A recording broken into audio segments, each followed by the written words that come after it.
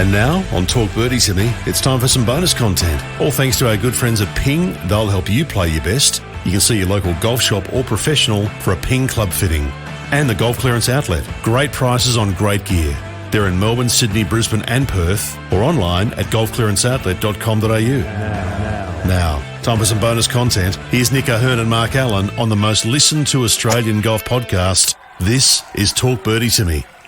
Well, the first time I remember seeing our next guest play was in 1983 in the Australian Open.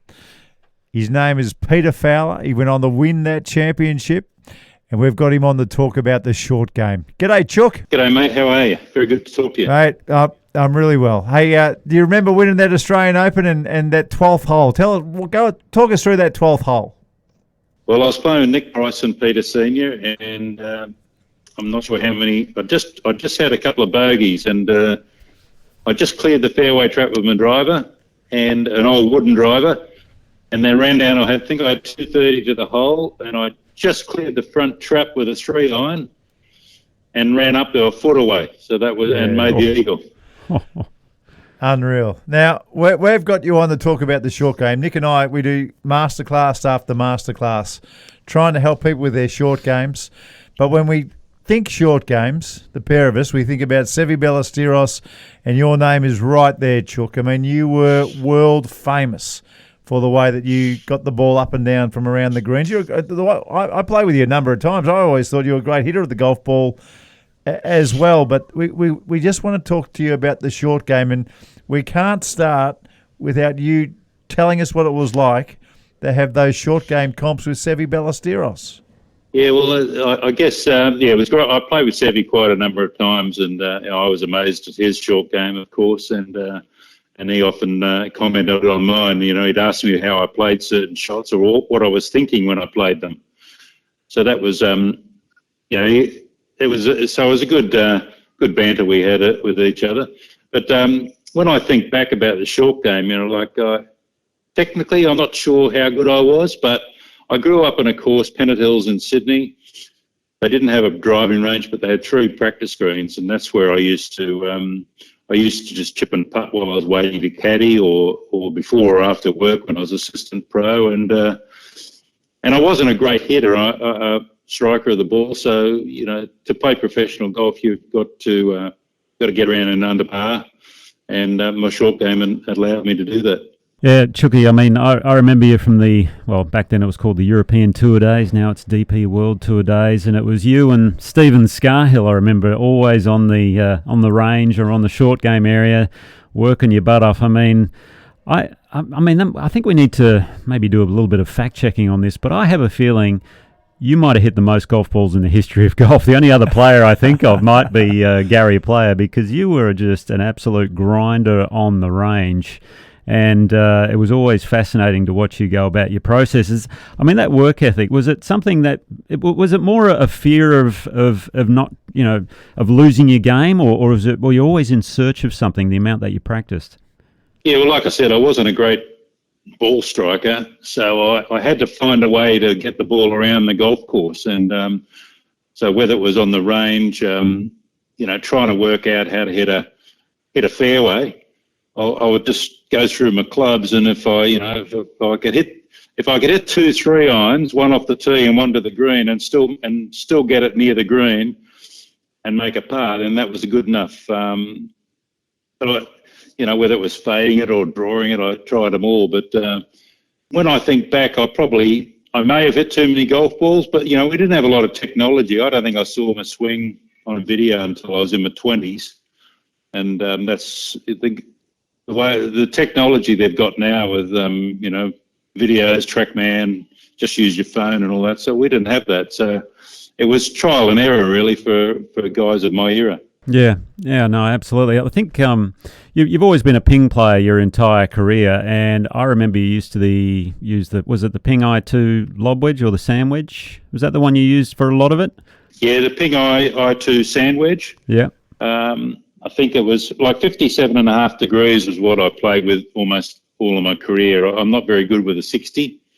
I've got a 60 now, but it's bent to 58, and that's as much as I can use. That's brilliant. But your bunker technique, I mean, we talk about great bunker players around the world. And I always remember you saying, I don't know if it was to me or someone else and they told me, but you always said, if you have the correct bunker technique, you really should never hit a bunker shot away from the hole, because if you thin it, it'll go further and spin and stop next to the hole. If you fat it, it'll come out heavy and roll to the hole, and if you hit it how you want to, well, it'll just bounce and release and away you go. So was there anything specific with your bunker technique they could probably share with our listeners out there as to how you went about it? Yeah, well, what you just described, that's Greg Turner, who was also very good around the greens, and myself. We said, if you hit it fat, it'll run up, land short and run up. If you pick it a bit clean, it'll land near the hole and stop. Or just the normal one, roll up to the hole. But back in my early days when I was playing the Pro-Am circuit in Queensland, which they called the Troppo Tour, because you go Troppo if you play it too long. There was a Scottish professional up there, Tom McNaughton, who was related to Gordon Brand Jr. from Scotland, who I'd played with many times. And I asked him about, he was a much older golf professional, I asked him how to be good out of the sand, and he just said with his Scottish accent, he said, you get a sand wedge and you just wear the bastard out. And then you get another one, you wear that bastard out. and I thought, that's a good analogy, because I had, before I used ping, I had some Gary Player offset power sand wedges, and I wore 2 of them out where there's no grooves in the face. And, people change their sand wedges now, so they got nice fresh grooves. But I use those. I wore out about 4 or 5 sand wedges where there's no grooves in. And I think you can have good technique, but you've really got to put the work in. Yeah. That's the deep down truth of it. Yeah, and were you looking for more speed out of bunkers or just more of a slower, smoother swing? I mean, Peter Thompson always said just a nice, long, smooth swing. But I think when I remember playing with you, you always had a lot of speed in the sand. You really accelerated. I think you get more spin if you accelerate a lot more. If you hit through it. But it was almost like every bunker shot was pretty much, whether it was a short one or a long one, it's always a 3/4 length swing with fairly good speed. But I tried to make the backswing as slow as I could. Long, slow backswing, and then accelerate into the sand. That's what I have always tried to do. Like John Daly, he's got a nice slow swing, but he's got good clubhead speed.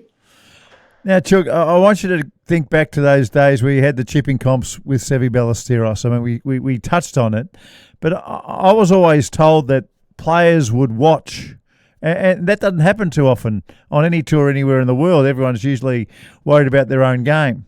But when you two were actually having a chipping comp, there was an audience. Now, can you remember what it was like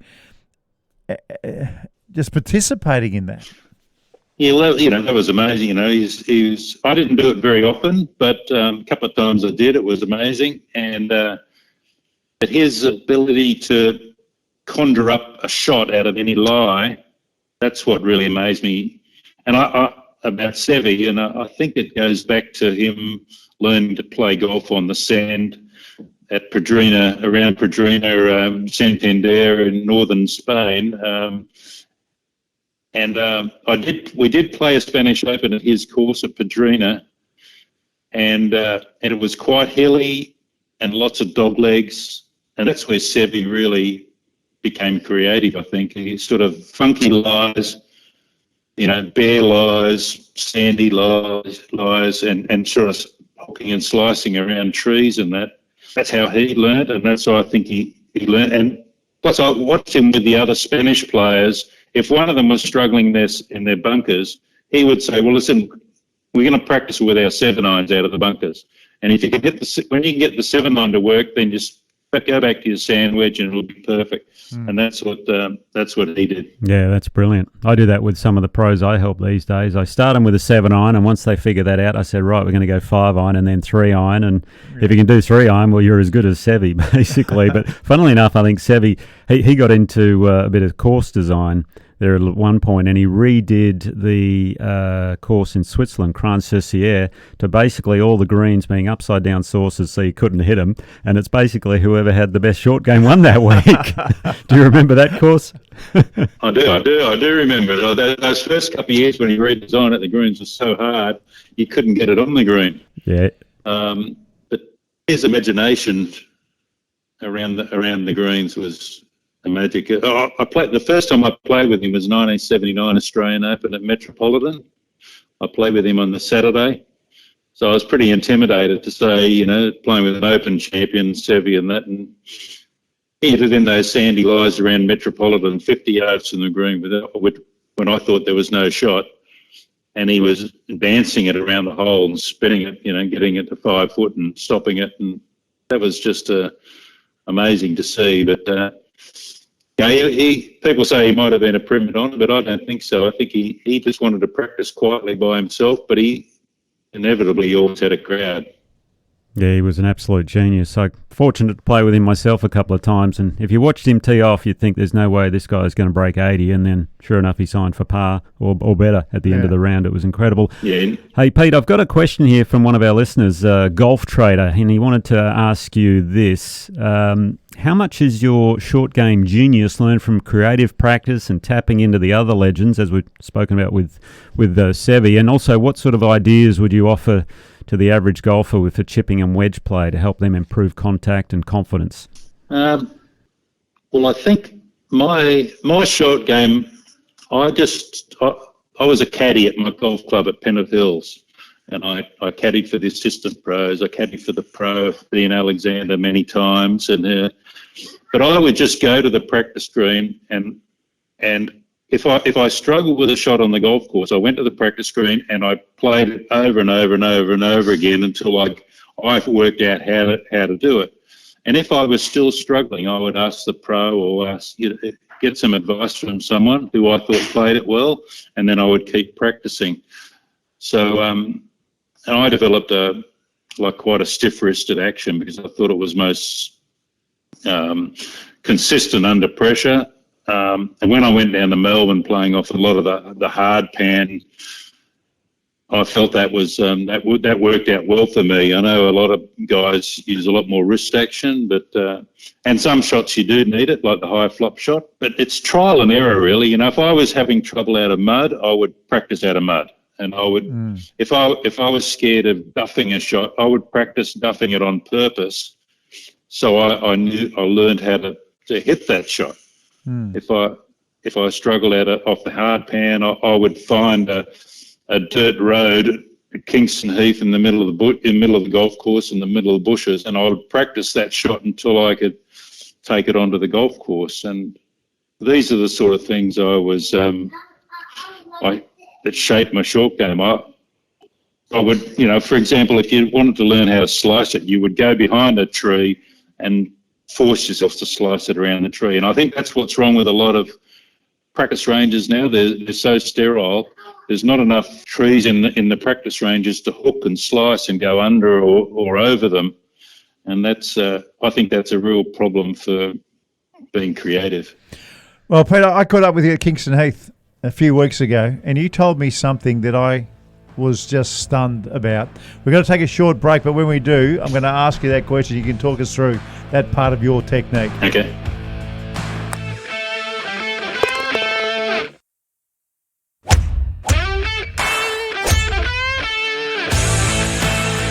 Thanks to Ping, they'll help you play your best, and the Golf Clearance Outlet, who search the globe for golf's best deals. This is Talk Birdie To Me. Now back to Nick O'Hearn and Mark Allen. So we're talking with Peter Fowler, short game wizard, short game legend. Pete, when I caught up with you a couple of weeks ago at Kingston Heath, I was talking about the way I'd been chipping because the grass that we play off at Kingston Heath, the short cooch grass, it can make you look like a fool really quickly. And you were telling me that, all the members up at the Australian Golf Club, they've all got the same problem. They're all chunking their shots or thinning their shots. They've all got the heebie-jeebies. Yep. And I told you that I've been chipping with the heel in the air of my wedges, and it just goes through the grass. And you said to me that that's how you chipped your entire career. Yeah, that's correct. I had high hands, and I get the heel off the ground, and then you get less drag on the sole of the club. So with the heel off the ground, which I think kills chipping, it allows you, if you do hit the ground, you'll hit the ground with the toe of your club, which will keep the club face open, because the death of chipping is when the club face closes. So that if you can keep the heel off the ground, only hit the ground with the toe of the club, then that will force the club to stay open, and it's a good shot. And then I had lessons off Phil Rogers, who was a famous American professional who played a lot with Byron Nelson and Hogan and these guys, because he was taught by Paul Runyon, who was a Magic short game exponent. Yeah, he was a legend. He was a legend, and a very short hitter, but he was dynamite inside a wedge distance. And anyway, I had these lessons off Phil Rogers.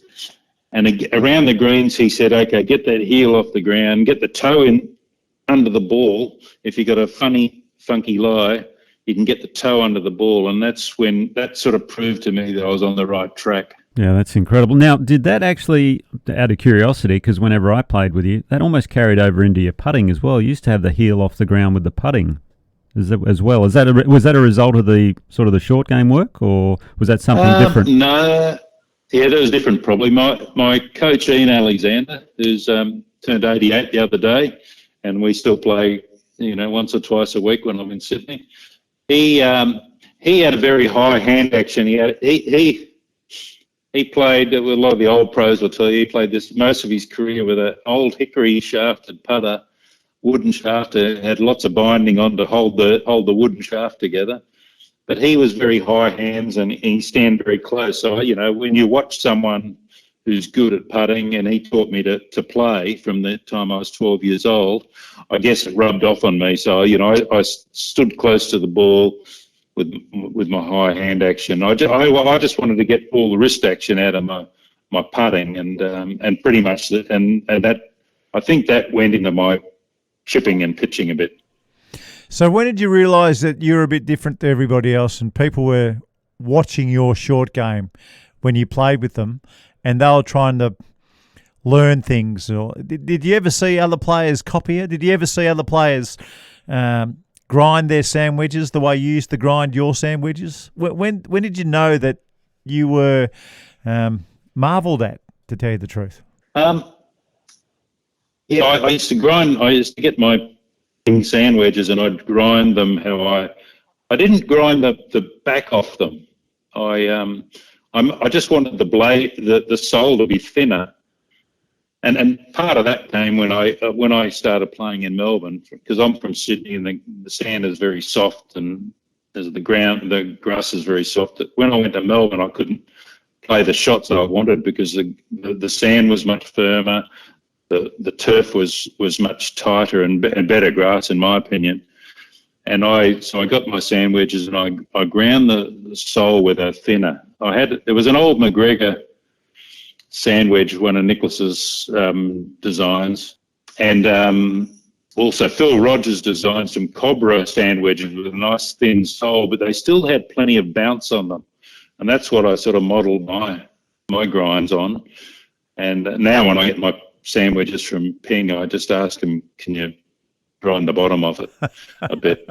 When Carsten was alive, the reps used to come along to my bag, and they'd hide my sandwiches because they didn't want Carsten to see my grind, because he believed his designs were technically better.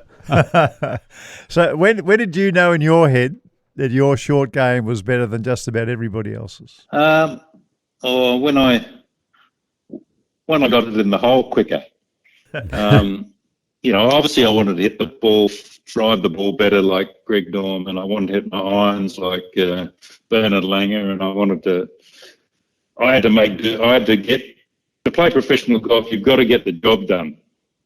And that was the easiest way for me to get it done at the time. And it's funny, when I think back about my career, I always played better on golf courses that had good chipping greens and putting greens, because I could work on my game better. If they didn't have good facilities, I struggled that week. Wow, that's interesting. That's very interesting. Yeah. Hey, Peter, I heard a story about you years ago, and you've got to clarify whether this is true or not. There was a course we used to play at the Trophy Langcombe, and it finished up with a par 3. Yes. And I heard you might have laid up on that par 3. Is that correct, to either make the cut or win the tournament or something like that? I didn't lay out. I tried. It was a long, skinny green. Yeah, I remember it. I've played there. Yeah, so you remember there was a bunker in the front right of the green, and then over the bunker was a lake. Yep. On the right, and left was dead. And I tried to punch it down, land it short of the green, and then bounce it up on the green. So because I figured if I hit that shot the way I wanted to, I couldn't go on the lake. I had to make a bogey to make the cut, I think. So I didn't want to hit it in the lake and make a double bogey. So that's, unfortunately, I didn't cut it. I wanted a punch cut off the tee, and I pulled it straight into the stand. But anyway, I chipped it on. I think I made a bogey to make the cut. I think the layup story's even better, but we might still run with that. Yeah. Hey, Chookie, just finally, whenever I talk about your short game, I always talk about the greatest chip shot that I've ever seen, and you were playing with me at Royal Adelaide. Yeah. The story doesn't start well for you. You shanked the shot into the pine trees on a par 3, and then you were on top of the pine needles. You had to hit a shot under a branch. You had to keep this chip low. Yes. You had to if you wanted to get the ball close, you had to carry a bunker, and the ball had to land on the downslope, and the pin wasn't cut too far over the downslope. Now, you almost hold the shot. It was impossible. Now, I just want to know, can you? It must have been mid-90s. Can you remember that shot?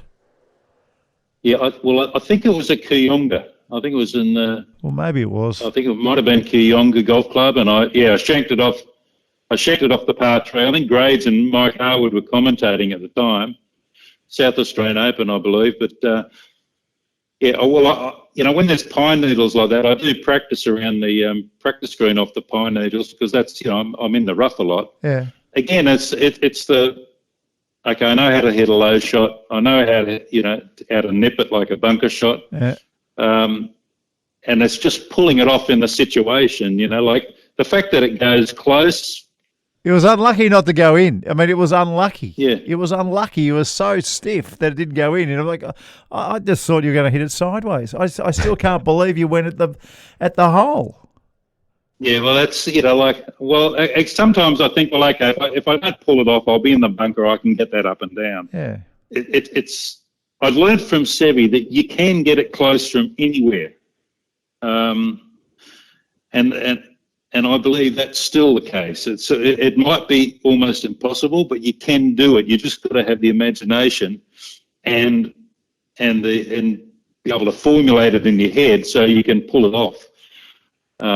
And that's the first thing I think with a shot around the green is you've got to be able to hit. Don't worry about getting it close to the hole. You've got to learn how to hit the shot first, and then after you can hit the shot repeatedly, then you can start aiming at targets. And I think that's important for people to realise, that you don't want to just go straight for the pin. You've got to be able to hit the shot first. Actually, that's a really good thing, Pete. When people have had trouble with their short games and I've been charged to try and help, I never let them aim at anything when I'm practicing or trying to teach them any kind of technique. Yeah. I just want them to hit the ball solid. And what you said there is, if you're listening and you're having trouble with your chipping, you don't always just have to aim at something when you're practicing your chipping. Just get that technique right and get used to hitting the ball with the middle of the club face. It's so important. And then bring a target into play. I agree with you 100%. Very true. And I've seen it recently from some clips of Lee Trevino, who I think describes it very, very well. He said, you've got to learn to hit the ball solid. So don't aim at anything. This is just on the range or chipping or whatever. You've got to hit the ball solid. Now, as I've got older, I realised we stop hitting the ball solid. And you got to get it. You got to keep it back in the stance where you can feel like you can really hit the ball solid.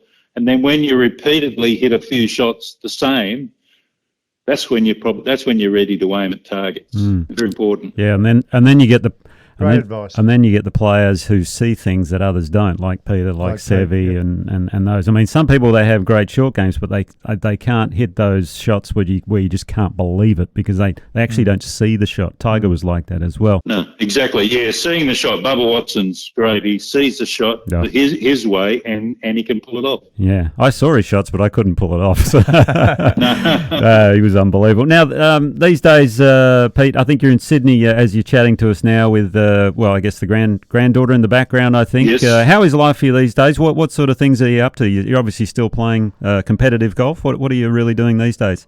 Actually, someone said to me, "You love playing golf," and I said, "Yes." And I said, "Hang on," I said, "No, that's not correct." I said, "Yeah, I like playing golf, but it's competing that I really like." And I believe that staying on tour as long as I can. I'm still playing on the European Legends Tour, which I'm glad about. I've still got a ranking to get into the tournaments.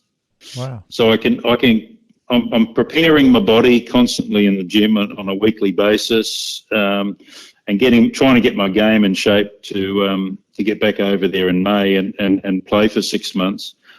I've got 4 kids. They're all living in Sydney now. I'm living in Auckland, New Zealand, with my wife who's from New Zealand, but we spend a lot of time in Sydney with my 4 children, and we've got 7 grandkids now, so that's keeping my wife very busy. Wow. But it's a lot of fun watching them grow up. Wow, that's incredible. Hopefully you can add to your list of 7 wins on the European Legends Tour over there. So it's been a pleasure chatting with you, Pete. We really appreciate it, and we'll look forward to seeing you on the short game here at Kingston Heath, I'm guessing. Mark, what do you think? Thanks so much, Chookie. We really appreciate it. Now, thanks, Mark and Nick, and thanks for having me on your great show. Superb. Mate, you're a All star, Pete. Thanks, guys. We'll see you down in Melbourne. See you, mate. Bye. Bye.